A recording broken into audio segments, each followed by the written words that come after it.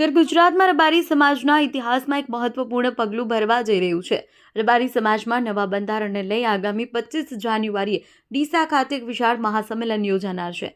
આ મહાસંમેલનને લઈ ગુરુવારે વાવ થરાદ જિલ્લામાં દિયોદર ખાતે રબારી સમાજની એક અગત્યની બેઠક મળી હતી।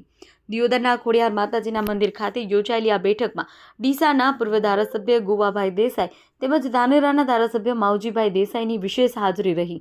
બેઠકમાં દિયોદર, કાંકરેજ અને ઓગળ તાલુકાના રબારી સમાજના આગેવાનો મોટી સંખ્યામાં જોડાયા હતા। બેઠકમાં આવનાર સમયમાં રબારી સમાજના નવા બંધારણ અંગે વિસ્તૃત ચર્ચા વિચારણા કરવામાં આવી।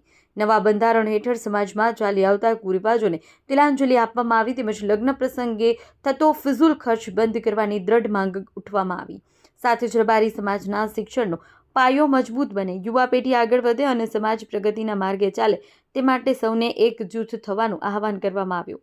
આગામી 25 જાન્યુઆરીએ ડીસા ખાતે યોજાનાર મહાસંમેલન રબારી સમાજ માટે નવી દિશા, નવી ઓળખ આપનાર બનશે તેવો વિશ્વાસ આગેવાનો દ્વારા વ્યક્ત કરવામાં આવ્યો હતો। બેઠકમાં જોડાયેલા આગેવાનોએ એક સુરથી નવા બંધારણને સમર્થન આપી સમાજ સુધાર માટે પ્રતિબદ્ધતા વ્યક્ત કરી હતી। દરેક ગોળવાઈજ પોતપોતાની રીતે બંધારણો હતા જ, નાના મોટા પ્રસંગો, પરંતુ આ સમય સંજોગ જોતાં એવું લાગ્યું બધા આગેવાનોને કે પાટણ, વાવ, થરાદ, બનાસકાંઠામાં જિલ્લામાં રહેતા તમામ રબારી સમાજનું એક બંધારણ હોય તો એ સારી રીતે પાળી શકાય, કારણ કે એકબીજા સગા દરેક જિલ્લામાં વેટાયેલા છે, એટલે પેલા થોડા જુદા જુદા ફેર પડતા હતા।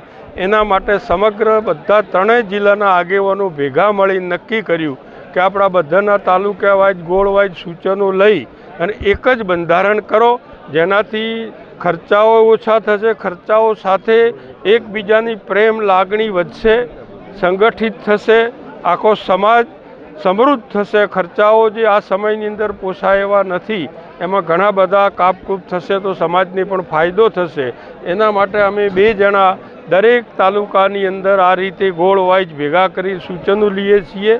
બધા સૂચનો ભેગા કરીને બધાને અનુકૂળ રહે, બધા જ આજના સમય પ્રમાણે એ બંધારણ પાળી શકે એ જાતનું બંધારણ અમે 25 તારીખે જાહેર કરવાનું રાખ્યું છે। 25 તારીખે અમારે ત્રણેય જિલ્લાના તમામ આગેવાનો, ભાઈઓ, બહેનો બધા આવશે અને એની અંદર એક પોતાનો એક પરિવાર છે સમાજ, એ રીતનું એ જાહેર કરશું અને આ બંધારણ અમારું બધું પાળવાનું થશે। મુદ્દા હજુ નક્કી કરવાના છે। દરેક અહીંથી સૂચનો આવશે, અહીંથી વાવ થરાજીએ ત્યાંથી સૂચનો આવશે, અમુક માણસો પાટણ બાજુ ગયા છે એ સૂચનો લાવશે, ડીસામાંથી ગઈકાલે સૂચનો લીધા। આ બધા ભેગા કરીને મુદ્દા બનાવવાના છે। એ 25-50 મુદ્દા આવશે, એમાંથી ટૂંકા કરીને બધાને અનુકૂળ રહે એ જાતના ટૂંકા મુદ્દા કરી અને એ દિવસે જાહેર કરશું। રબારી સમાજ બનાસકાંઠા જિલ્લો, પાટણ જિલ્લો અને વાવ થરાદ જિલ્લો, ત્રણેય જિલ્લાના બધા જ ગોળના રબારી સમાજ માટેનું રબારી સમાજ સુખી અને સમૃદ્ધ બને અને સમયનો બચાવ થાય અને શિક્ષણ તરફ આગળ વધે એ માટે કરીને અમે ગોવાભાઈ અને સૌ શ્રેષ્ઠીઓ બધા જ સમાજના આગેવાનો અત્યારે સાથે મળી અને નવું બંધારણ 25 તારીખે બધી જગ્યાએથી સૂચનો લઈ, દરેક ગોળની અંદરથી, દરેક તાલુકામાંથી એ સૂચનો લઈ અને પછી એમાંથી બધાને કોમન લાગે એ પ્રકારનું બંધારણ 25 તારીખે સમગ્ર સમાજના ખૂબ મોટી સંખ્યાની અંદર ભાઈઓ, બહેનો, યુવાનો, વડીલો, શ્રેષ્ઠીઓ બધાને સાથે રાખી અને ડીસા ખાતે જાહેર કરવાના છીએ।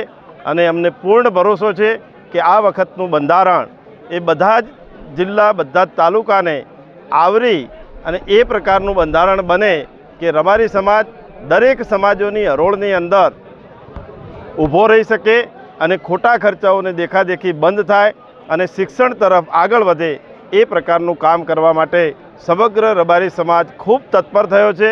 અને આપના માધ્યમથી સમગ્ર સમાજને વિનંતી પણ કરું છું કે ખૂબ મોટી સંખ્યાની અંદર સમાજના ભાઈઓ અને બહેનો આવે અને આ સમાજનું બંધારણ વધાવે એવી આપના મારફત આ સમગ્ર સમાજને અપીલ પણ કરું છું। સૌથી ઐતિહાસિક આ બંધારણ છે અને સોનેરી અવસર આવ્યો છે। 3 જિલ્લાનું રબારી સમાજનું એકમાત્ર બંધારણ બને, સમાજ એક તોતણે બંધાય, જુદા જુદા તાલુકા વાઇઝ જુદા જુદા ગોળ આપણે પડેલા છે, દરેક ગોળ વાઇઝ નાના મોટા અલગ અલગ બધા નિયમો હતા। પરિસ્થિતિ એ હતી કે દિયોદર તાલુકાનું હગું કોંકરેજમાં છે, કોંકરેજનું પાટણ આજુબાજુ છે, કોઈનું ડિહાવળમાં છે, કોઈ બાભર તાલુકામાં છે. એટલે અવારનવાર એકબીજાને જુદા જુદા જે સામાજિક નિયમો હતા એમાં અગવડતા પડતી હતી. અને અત્યારે જે રીતે મોંઘવારી વધી રહી છે એ રીતે જે જૂના રીત રિવાજો હતા એનાથી સમાજ આર્થિક રીતે પાયમાલ બની રહ્યો હતો. સમાજના શ્રેષ્ઠીઓએ વિચાર્યું કે આપણે સૌએ ઉત્તર ગુજરાતના રબારી સમાજનું એક બંધારણ બને અને શ્રેષ્ઠ બને, એક સમાજ એક બંધારણ આવે. એની અંદર માનો કે આજે કોંકરેજ અને દિયોદર તાલુકાના રબારી સમાજના વિવિધ આગેવાનો પાસેથી સૂચનો સુઝાવ લીધા છે. આના થોડીક વાર પછી વાવ, થરાદ, સોઈગામ અને બાભર તાલુકાના પણ સૂચનો લેવાના છે. ત્યાં 1-1.5 વાગ્યા મિટિંગનો સમય રાખ્યો છે. આ પૂર્વે ડીસા ખાતે પણ 3 તાલુકાઓની બેઠક થઈ હતી. સરસ્વતી, પાટણ સહિતના તાલુકા અને રાધનપુર સહિતના તાલુકાના પણ સુઝાવ સૂચનો લેવાના છે. આ બધાએ મળીને દરેકના જે સૂચનો આવશે એના ઉપર દરેક તાલુકાના 5-5 આગેવાનો મળી અને જિલ્લાના આગેવાનોની કમિટી બેસી સારા મુદ્દાઓ છે એનો સ્વીકાર કરશે અને જે સમાજને અડચણરૂપ મુદ્દાઓ છે એને આ જે જૂના રિવાજોમાં હતા એમાંથી હટાવી અને સમાજને અને શિક્ષણને ઉપયોગી મુદ્દાઓ છે એનો સમાવેશ કરવામાં આવશે. આગામી સમયમાં સમાજ આર્થિક સમૃદ્ધ બને, જાગૃત બને, સંગઠિત બને અને શિક્ષણ ક્ષેત્રે ખૂબ હરણફાળ ભરી દરેક તાલુકા મથકે એક શૈક્ષણિક સંકુલો બને. દીકરા દીકરીઓ ભણીને આગળ જાય, સરકારી નોકરીઓમાં કે વેપાર ધંધામાં સમાજ જોતરાય, સારી ખેતી અને સારા પશુપાલનના ધંધામાં પણ એ પ્રગતિ કરે. આ સહિતના જે આગામી સમયનું એક મોટું આયોજન અને ભવિષ્ય જે પેઢી છે એ બહુ ખૂબ પ્રગતિશીલ બને એના માટે આ એક ઝુંબેશ છે. અને બંધારણની સાથે સાથે સમાજ જાગૃત બને, હળીમળીને 18 વર્ણથી રહે એ પ્રકારના પણ સમાજને સૂચનો કર્યા છે.